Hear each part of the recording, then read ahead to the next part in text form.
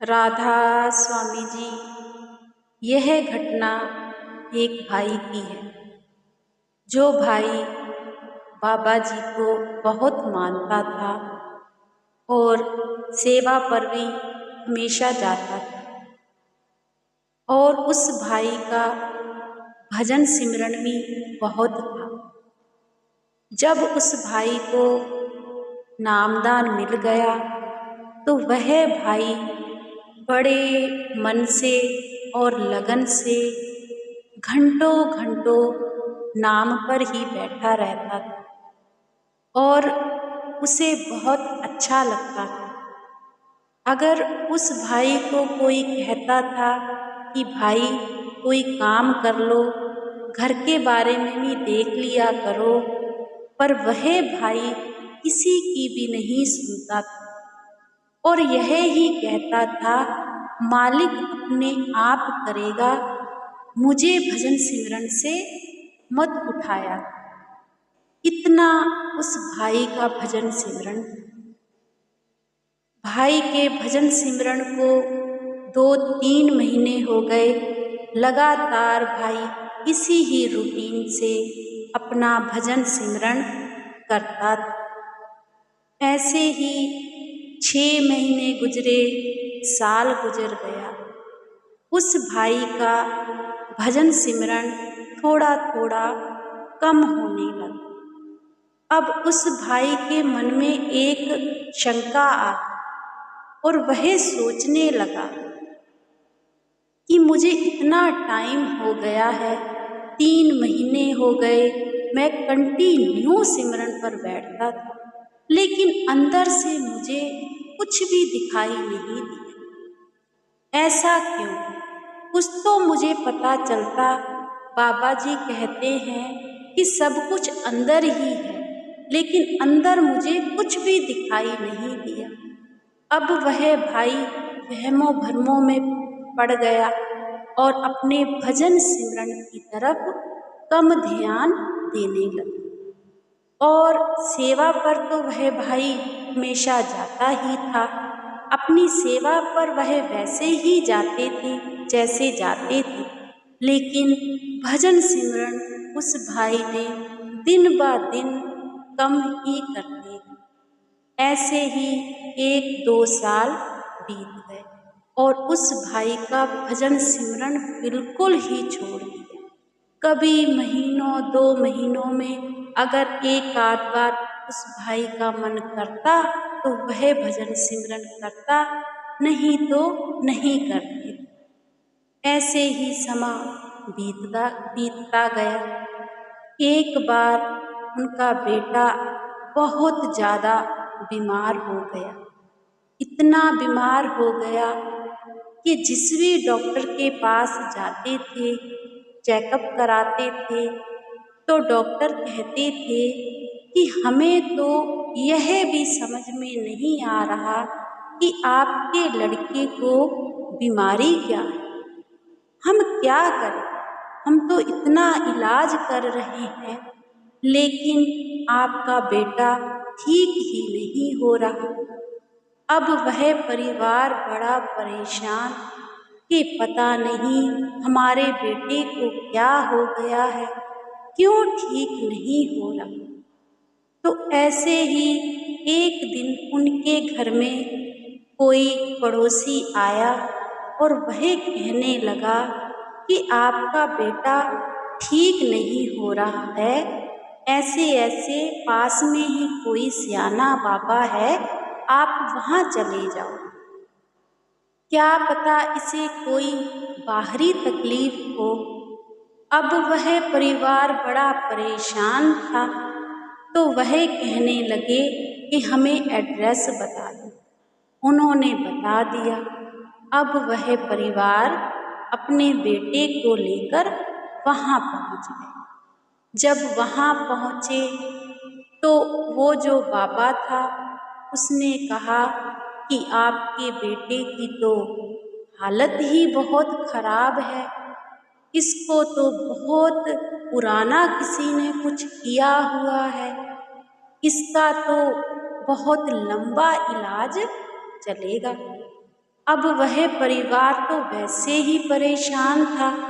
वह कहने लगे कि कोई बात नहीं, आप जितना भी खर्चा लगे उसकी आप टेंशन मत लो, आप हमारा बेटा ठीक कर।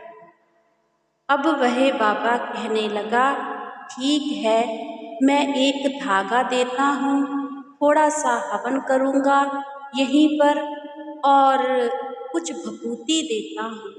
वह जाकर और थोड़ा सा जल देता हूँ, वह अपने घर में जाकर सारे घर में जल के छींटे लगा देना और जो भभूति है वह बच्चे के शरीर पर लगा देना और धागा इसके कलाई पर बांध दे और जैसे जैसे मैं कहूँगा वैसे वैसे ही करना। अब वह परिवार सारा कुछ लेकर अपने घर आ गए। जब घर पर आए तो जैसे उस बाबा ने बताया था वैसे वैसे ही उस परिवार ने किया। घर घर में जल के छींटे भी लगाए, उस बच्चे के शरीर पर भभूति भी लगा दी और जो धागा था वह उसकी कलाई में बांध दिया। जब रात हुई तो सारा परिवार आराम से सो गया।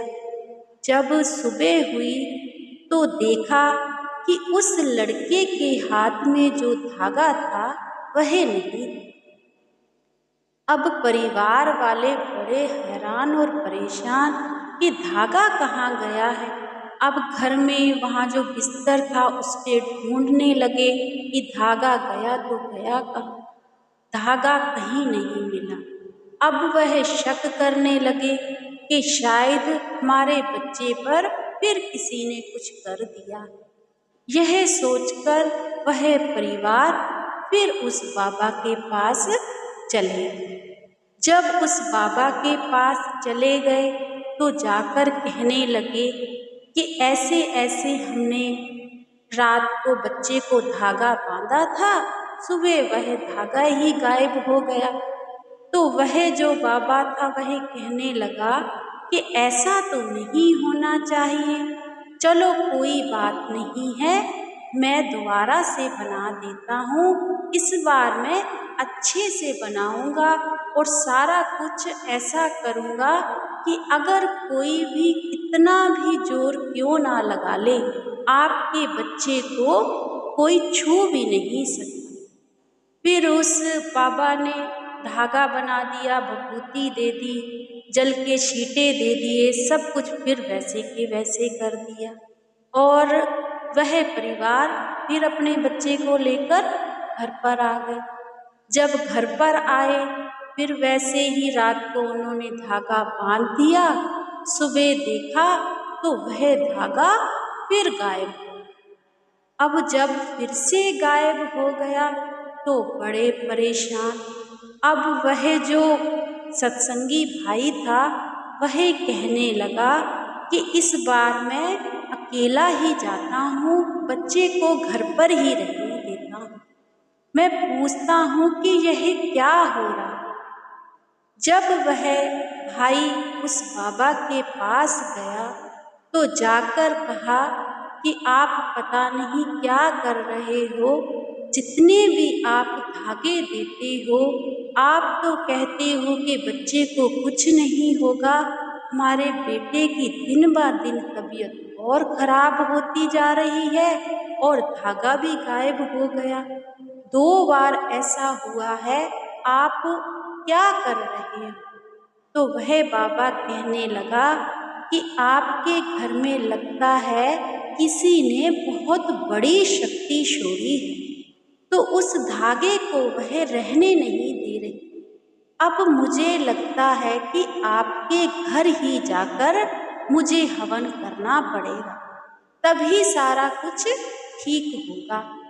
वह भाई कहने लगा कि आप देरी मत करो, आप हमारे साथ अभी चलो, जो करना है वह करो, लेकिन हमारे परिवार से यह मुसीबत दूर कर दो। अब वह सत्संगी भाई उस बाबा को लेकर अपने घर पर आ गया। जब घर पर आकर देखा उस बाबा ने, तो कहने लगा कि आपके घर तो बहुत बड़ी शक्तियाँ हैं, किसी ने बहुत बड़ा कार्य किया हुआ है, तभी तो मेरा भी कोई भी कार्य नहीं चल पा रहा है। तो वह भाई कहने लगा कि हमें इस मुसीबत से बचा लो। जब वह बाबा अंदर गए ना, तो सामने ही हजूर महाराज जी की फोटो लगी हुई थी। अब वह बाबा की नज़र उस पर गई तो सही, लेकिन उन्होंने उस चीज़ को अनदेखा कर दिया और आंखें नीचे कर ली और उस सत्संगी भाई से कहने लगे कि यह हवन का सामान है, यह लेकर आओ, रात को जो भी होगा हवन रात को हो। अब वह भाई सारा हवन का सामान लेकर आ गए। अब जहाँ पर वह हवन कर रहे थे, वहीं पर ही सामने हजूर महाराज जी की और जो मौजूदा बाबा जी हैं उनकी सारी फोटो लगी हुई थी। अब वहीं पर वह लोग हवन करने लगे। हवन करते करते रात हो गई। रात के 11-12 बजे तक वह लोग हवन करते रहे। अब जब हवन पूरा हो गया, तो वह जो बाबा था कहने लगा कि अब कोई चीज़ आपके घर को उलांघ भी नहीं सकती। मैंने पूरी तरह आपका जो घर है ना, वह कील दिया है। अब तो आपके बेटे का कोई कुछ भी नहीं बिगाड़ सकता। लेकिन यह जो धागे हैं ना, अब आप सभी लोग बांध लो, जो भी परिवार में जितने लोग हैं, तभी यह सारा कुछ सही होगा। अब वह सत्संगी भाई, उन्होंने भी धागा बांध लिया, अपने बेटे को भी बांध लिया, मतलब कि दुखी थे तो सभी ने धागे बांध लिए। जब 12 बज गए, तो वह जो बाबा था वह कहने लगा कि मैं रात नहीं रुकूंगा, अपने घर वापस जाऊंगा, मुझे छोड़कर आओ। वह सत्संगी भाई उस बाबा को उनके घर वापस छोड़ आए और वह सत्संगी भाई अपने घर वापस आ गए। अब क्या हुआ, रात को फिर वैसे ही उन्होंने जैसे जैसे बताया था वैसे वैसे ही उन्होंने धागे बांध लिए सारे परिवार ने, और विभूति भी लगा ली सभी ने अपने शरीर पर कि हमें इस मुसीबत से छुटकारा मिल जाए। लेकिन मालिक को तो कुछ और ही मंजूर था। अब रात से जब सुबह हुई, तो सुबह क्या देखते हैं कि सभी के हाथों में से वह धागे फिर से गायब हो गए। अब तो वह परिवार इतना दुखी और परेशान कि उस बाबा ने हमसे इतना पैसा भी ले लिया है, इतने हवन भी करा लिए हैं, लेकिन हम तो अब बड़े बुरे फंस गए हैं, हम करें तो करें क्या। अब सारा का सारा परिवार सुबह फिर उस बाबा के घर जाने की तैयारी करने लगा।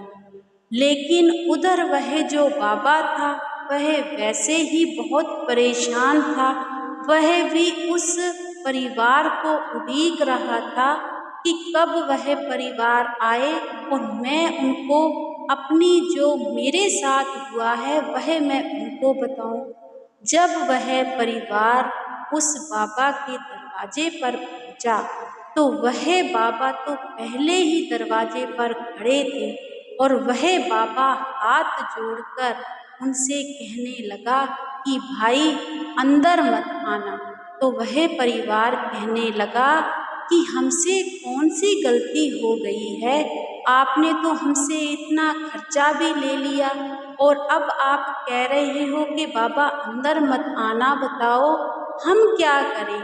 तो वह जो बाबा था वह कहने लगा कि आप भाई अंदर मत आइए, जो आपके गुरुजी हैं, जो आपके वहाँ पर रात को फोटो लगी थी, मुझे तो उन्होंने रात को सोने नहीं दिया, उन्होंने मुझे घसीट घसीट के नीचे पटका है।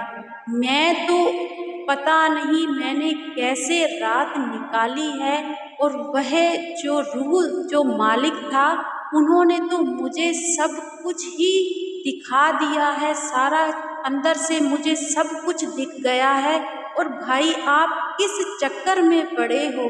आपने तो मुझे भी बड़े ही उसमें भवसागर में डाल दिया है, आपने मुझे ही परेशान करके रख दिया है। आपका तो गुरु ही बहुत कड़वा है, और आप भाई मेरे पास आके अपने बच्चे का इलाज कर रहे हो। आप तो वह जो भाई था वह कहने लगा कि भाई जो इतने धागे थे वह तो कोई हम पर कार्य कर रहा है द्वारा से। तो वह बाबा कहने लगा कि कोई कार्य नहीं कर रहा, जितने भी तुम्हारे धागे मैं तुम्हें दे रहा था, जल दे रहा था, भभूति दे रहा था, वह तो मेरी चौकी में आकर वापस है। वहाँ देखो आकर, वह तो वैसे के वैसे ही आकर वहाँ पर रख गया है तुम्हारा मालिक। और आप कह रहे हो मैं तो खुद इतना परेशान हूँ कि मैंने आपसे कहा था ना कि आपके घर बहुत बड़ी शक्ति है कोई, लेकिन तब तो मुझे भी नहीं पता चला कि वह शक्ति क्या है। उस शक्ति ने तो रात को मुझे नहीं सोने दिया। कहाँ है वह तुम्हारा गुरु? मैं तो खुद वहाँ जाना चाहता हूँ, वहाँ सत्संग सुनना चाहता हूँ। और वह जो बाबा था वह उस भाई के पैरों में गिर गिर के जा रहा था कि भाई मुझे माफ़ कर दो, अपने गुरु से जाके अपने बेटे का इलाज कराओ, उससे बड़ा तो मुझे लगता है इस दुनिया में ही कोई नहीं है। और वह जो भाई था उसने यह जब बात सुनी तो उसको भी समझ में नहीं आया कि यह हो क्या गया है। वह भाई भी वहीं का वहीं बैठ गया नीचे, और ज़ोर ज़ोर से रोने लगा और अपने गुरु से माफ़ी मांगने लगा और कहने लगा कि मालिक मुझे बख्श ले, मुझे बख्श ले, मुझे बख्श ले। यह मुझसे क्या हो गया? मैंने अपने पूरे गुरु को छोड़कर और मैं इन बाबाओं के चक्कर में फंस गया, और यह सब कुछ ये कैसे हो गया? आज मैं आपको भूल गया हूँ, और देखो एक बाबा जो कि धागे वो ताबीज करता है, वह उसको आपने अपने पास बुला लिया। वह आपकी रूह थी मालिक, और हमें आपने दूर कर दिया। मैं आपसे दूर हो गया।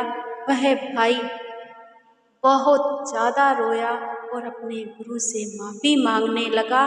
तब वह पूरा परिवार ब्यास गया। ब्यास जाकर उन्होंने सेवा की, अपने गुरु के आगे अरदास की। उसका जो बेटा था उसने भी सेवा की। कम से कम उन्होंने 10-15 दिन वहाँ पर सेवा की, और उनका बेटा बिल्कुल ठीक हो गया। कहाँ से हुआ? अपने गुरु से। वह सब जानता है कमियां किसमें हैं, हमारे में। हम सोचते हैं कि हम भजन सिमरन कर लें और हमें अंदर से चानन हो जाए, और अगर हमें अंदर से चानन नहीं होगा तो क्या हम अपने गुरु को ही छोड़ देंगे? नहीं, कभी भी हमें अपने गुरु को नहीं छोड़ना चाहिए। बाबा जी तो खुद कहते हैं कि भाई अंदर चाहे कुछ दिखे चाहे ना दिखे, यह सोचकर हमें भजन सिमरन नहीं करना।